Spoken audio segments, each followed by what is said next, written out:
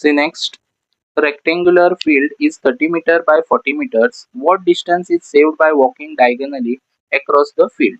So rectangular field असा, okay.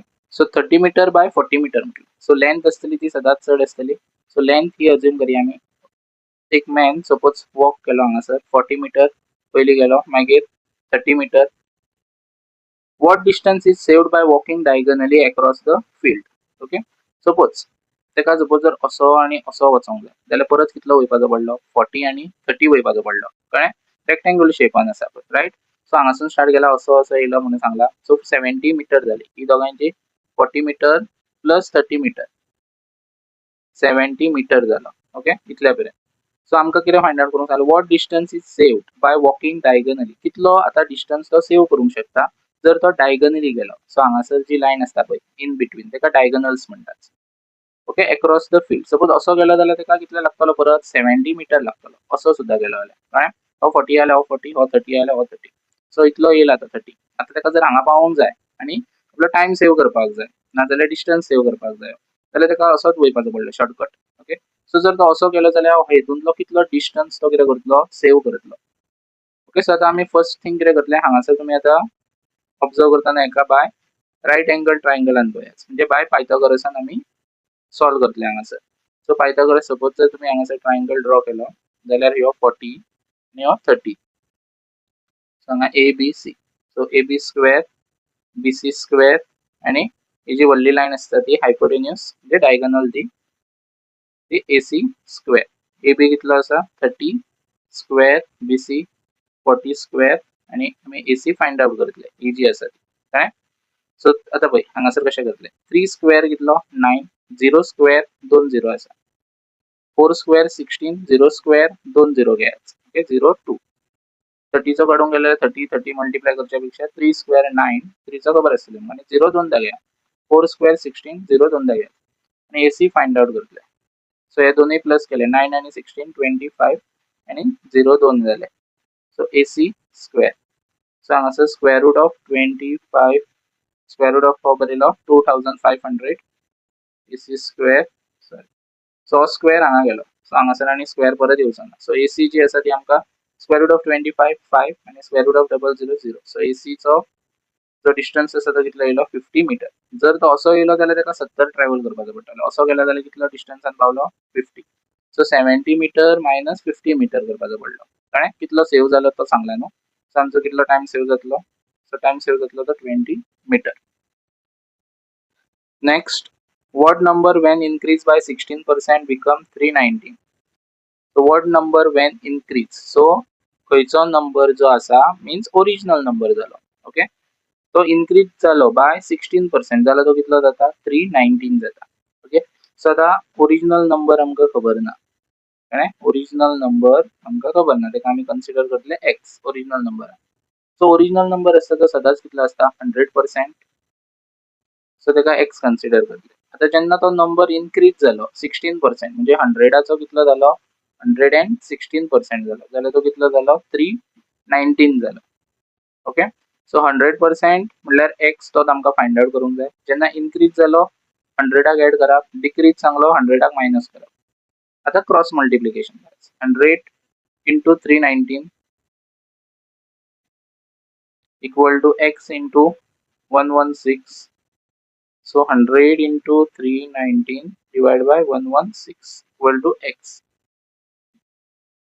So आता हांगासर तुम्ही कॅन्सलेशन करतले. हांगासर तर 50 जा 2 5 जा 10 2 8 जा, ओके. अगेन 2 25 2 2 जा 2 9 जा, ओके. सो हांगासर तुम्ही कॅन्सलेशन हेचे करूंक शकता 29 11 जा, ओके. 319 येतले आनी 25 into 11 so 275, okay. So the original number असतलो तो 275. So A is your correct option. See next MCQ. A and B can complete a piece of work in 8 and 16 days. So work आणि days दिला means time दिला तुमका, okay. Time and work related question here. The work was allotted to B मागीर work जो आसा तो allot केलो B आनी मागीर B leaves the work after 4 days. So B to B मागीर वर्क जो आसा तो अलॉट केलो बी सोडून गेलो आफ्टर 4 days. ओके, जो काम ताका दिल्लें पळय सो 4 दीस तेणी केले आनी तो मागीर सोडून गेलो. Then how long would A take to finish the remaining work. So मागीर ते एक दिले, सो एक कितले दीस लागतले ते काम कंप्लीट करपाक. Okay, so here are the option. The first the time work related जर क्वेश्चन येयलो जाल्यार फर्स्ट तुमकां फायंड आउट करपाक जाय की एका दिसाक कितले काम करतात ते. ओके, सो आतां हांगासर दिला पळय कंप्लीट करता पीस ऑफ वर्क इन 8 आणि 16 days. ओके, पण एका दिसाक कितले काम करता हे आमकां फायंड आउट करपाक जाय. सो ए जो आसा सो आतां कशें करतले, तर डेज आसता पळय ताका सदांच डिवायड करप. ए आसतलो पळय आमकां कितें फायंड आउट करपाक जाय जाल्यार युनिट पर डे कितले काम करता पळय ते फायंड आउट करूंक जाय जाल्यार ह्या मेथडीन चला तुम्ही डायरेक्टली 1 कितले नंबर ऑफ डेज आसा ते हे ए चो जालो आनी 1/16. ओके, सो हे युनिट्स आमी अशे तरेन काडटले. So 1/8 घेतलो days and B 1/16. So if B leaves the work after 4 days, then how long will A take to finish the remaining work? So आता आम्ही हांगासर पर डे वर्क काडपा खातीर हेंचो दोगांचो जो आसा पळय नंबर ऑफ डेजाचो फॅक्टर्स काडटले. 8 फॅक्टर 2 4 जा 2 2 जा 2 1 जा आणि नेक्स्ट 16 2 8 जा 2 4 जा 2 2 जा 2 1 जा. सो आता 8 फॅक्टर कितें येयलो 2 into 2 into 2 आणि 16 2 into 2 into 2 into 2. So common कितले आसा हांगासर 3 आसा. ओके, सो हांगासर एलसीएम आमी फायंड आउट करतले म्हणजे टोटल नंबर कितलो जाता फायंड आउट करपाक. युनिट आमकां टोटल युनिट आमकां जर फायंड आउट करपाक जायो जाल्यार एलसीएम आमी काडटले दोगांयचो नंबर ऑफ डेज कितले काम केला पळय तेचे. सो कॉमन घेतलो ह्योय कॉमन घेतलो हो एक कॉमन.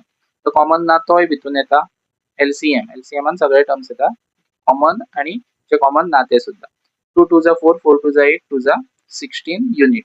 सो टोटल जे काम आसा पळय ते कितले आसतले तेंचे करपाचे 16 युनिट्स. अशा तरेन तुम्ही टोटल युनिट काडूंक शकता. आता एका दिसाक जर कितले जर युनिट काम करता पळय ते कळपाक जाय जाल्यार आता 1 ते मल्टिप्लाय करपाचो पडटलो. ए 1 into 16 कितलो येयलो 16/8. सो ए जो आसा पर डे कितले काम करता 2 युनिट काम करता आणि नेक्स्ट बी जो आसा same 16 units divide by 16. So B आसा तो कितले युनिट काम करता 1 युनिट काम करता. ओके, सो हे पर डे चे जाले 2 unit per day 1 unit per day. आता नेक्स्ट सांगला बी हांगासर काम दिले मागीर B leaves the work after 4 days. So B 4 दिसांनी कितें केलो तेणी जॉब सोडलो. सो बीन हांगासर टोटल पयली कितले काम केल्ले 16 days. ओके, सो हांगासर कितें करतले 16 days तेणी फर्स्ट काम केल्ले तेतूंतले आमी कितले दीस तेणी आता leaves the work after 4 days म्हटला. सो 4 दिसांनी तो सोडून गेलो. So 4 days. So 4 days. So 16 आणि 4 days. सो कितले दीस काम केलं काम पळय ते एक करपाक जाय म्हणून. सो तेणी 4 दिसूच काम केला. सो 4 दीस काम केला म्हणजे कितले युनिट केला हे आमकां फायंड आउट करपाक जाय. ते आमकां फायंड आउट. सो आता हांगासर 12 days तेजे काम कितें आहा पेंडिंग आसा. आता तेणी 4 दिसांक कितले काम केले हे आमकां फायंड आउट करपाक जाय. सो 4 डेजान तेणी कितले काम केला आसतले एका दिसाक कितले काम करतालो तो एका दिसाक कितले काम. सो 1 युनिट पर डे काम करतालो. सो 4 दिसांक कितले युनिट 1 युनिट. ओके, सो तेणी 4 दीस काम केला पर डे युनिट कितले काम करतालो तो 1 युनिट. सो टोटल युनिट कितले काम केले 4 युनिट. आता कितले दीस उरले 12 days. सो 12 days means कितले युनिट जातले 12 into 1. सो 12 युनिट तेचे काम पेंडिंग आसा. ओके, सो आता आमकां फायंड आउट करपाक जाय 4 days. Then how long will A take to finish the remaining. So हांगासर ए कितलो टाइम लागतलो तो कंप्लीट जॉब करपाक रिमेनिंग वर्क. ओके, सो आता हांगासर तुम्ही पळयात ए पर डे कितलो करता युनिट काम 2 युनिट्स कितले उरला 12 युनिट्स. सो ए 12 युनिट्स डिवाइड बाय तेजे पर डे युनिट्स करप. सो कितले लागतलो डेज. सो तुमकां हांगासर नंबर ऑफ डेज मेळटले 6 जातले हांगासर. सो 6 days हे तुमकां 6 days एक लागतले to complete the remaining work. Okay, so like this you R